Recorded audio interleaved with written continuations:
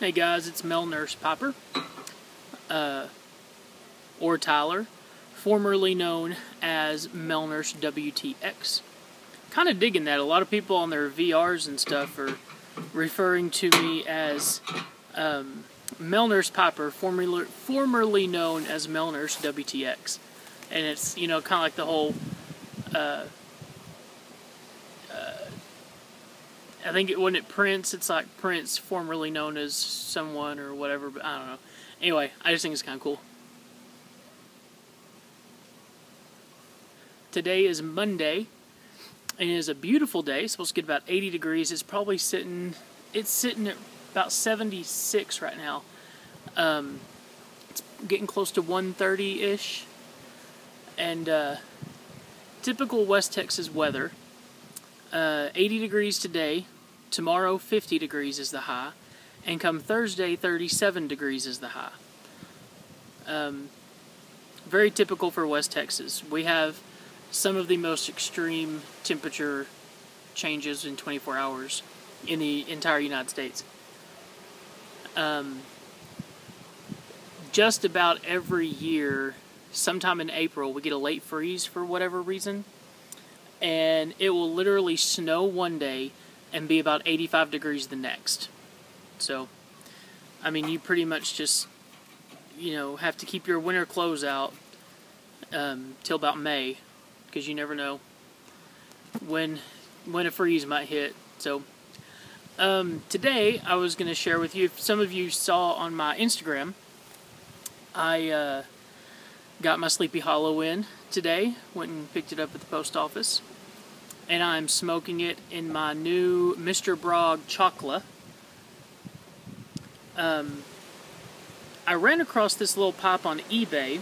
This is a new pipe, and I looked them up, and apparently these Mr. Bragg pipes are all the rage in Poland and Europe. There's several different styles.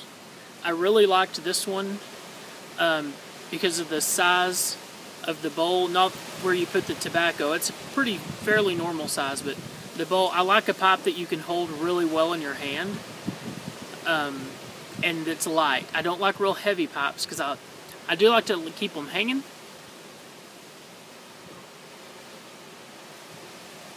And luckily me, this one hangs just perfectly. I just need to get a softy bit on it, and it will be good to go. Smokes great. It does have a filter. Of course, you can take it out if you want.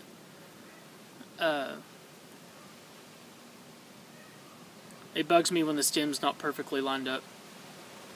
Anyway, about this pipe, in my contest, I have also purchased one of these to put in the prize box.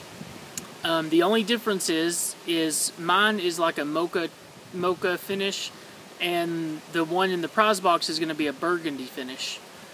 And it's beautiful too. I almost wish, because I ordered this one and then I ordered that one about a week later, I almost wish I would have waited and took the burgundy one. But it all smokes the same. Excuse me. So, back to the Sleepy Hollow. I really, really like it, and I'm going to tell you why. I opened it in the truck, because I knew exactly what it was when it said Strauss. The bag note was amazing. I mean, you immediately smell like raisins, plums, nutmeg, cinnamon, pumpkin. I mean, just all those fall flavors. I mean, it just bursted out of the bag. And then I smoke outside, so I'm not good on room notes. I can't smoke in the house. And but as I started smoking it,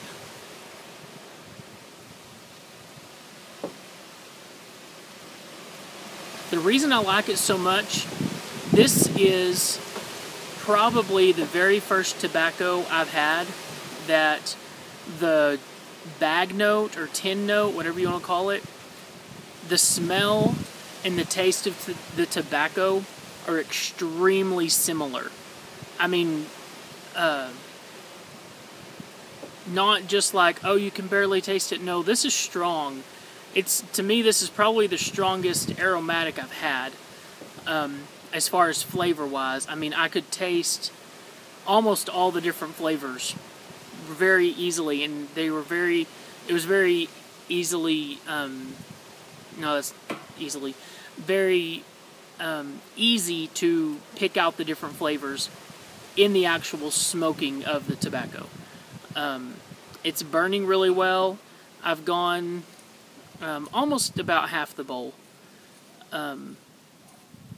It's burning really well, burning very even, so that's always good.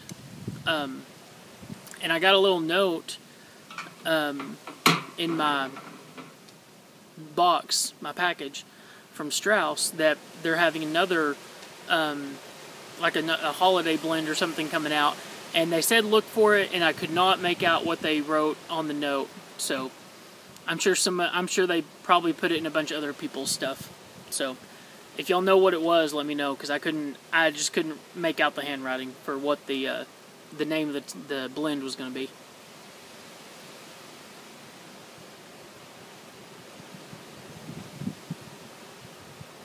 I'm smoking. You haven't seen all this behind me before.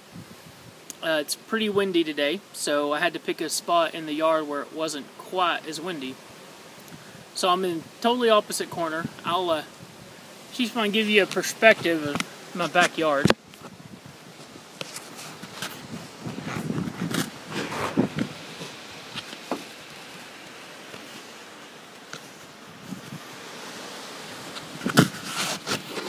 Okay. So that's my backyard. You can see back in that corner is the deck. That's where I usually smoke. But like I said, it's pretty windy today. I think we were supposed to have about 20-25 mile an hour gusts. So, and then back over on this corner, just on the other side of this shed, this is the only shed we have right now, and it's just not working. It's not big enough. We've actually ordered a building, a 10x16 building, to go right next to it. And the cool thing about that is it's a barn style and it's lofted.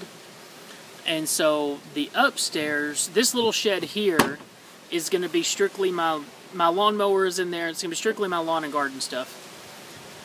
And this building, this barn, whatever you want to call it, storage shed, the top of it's going to be all of our storage, tubs, you know, things like that. Our house doesn't have just a huge amount of closet space, and so my wife takes the winter clothes out during the summer and puts them away and then pulls them back out. So they're going to go in the top of this new shed, and in the bottom of it, on one side, I'm going to hook it all up to, I'm going to get it hooked up for electricity and everything. And on one side, I'm going to build a workbench along the whole side, and just kind of be my little woodworking area, pipe smoking area, whatever you want to call it, just, you know, a little handyman spot.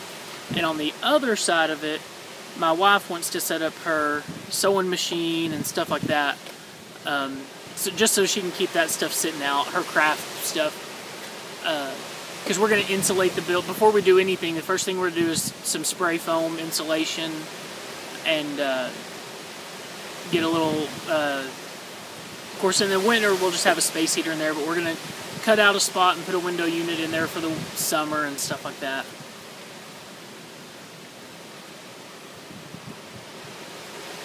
So, Casper, come here. Come here. Everybody seems to show off their dogs in their videos, so I guess I'll show mine off. Come here, bud. Come on. Come on. This is our dog, Casper. Hey, look. Look. Look. Right there. You see? You say hi? He's a good one. Alright, you can go.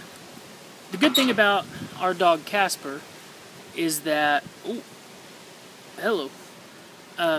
he's just a good dog. He doesn't snap at our kids. He rarely barks.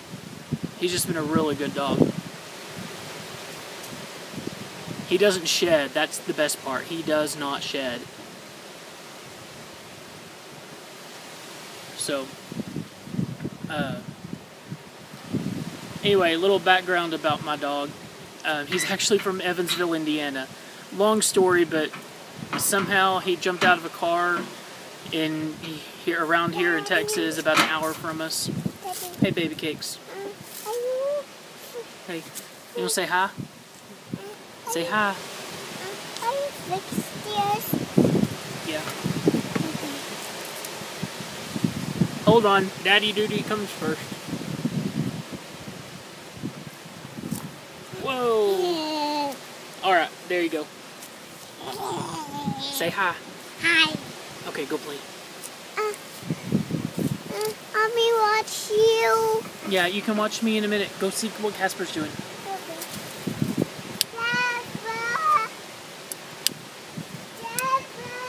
Okay. Yeah. Daddy Duty always comes before a pop. Anyway, somehow our dog ended up in Texas.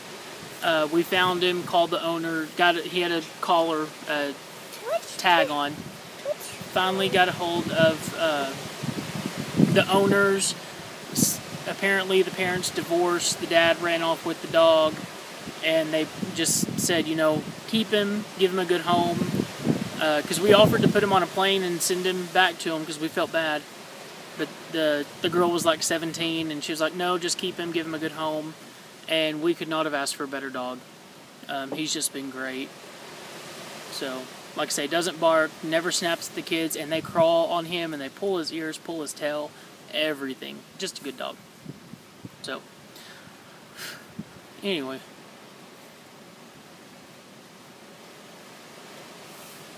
Well, I'm going to finish this, and I'm going to go play with her. So, y'all have a good afternoon. Don't get blown away by the wind if it's windy where you're at. And God bless you all. And don't forget to pop on.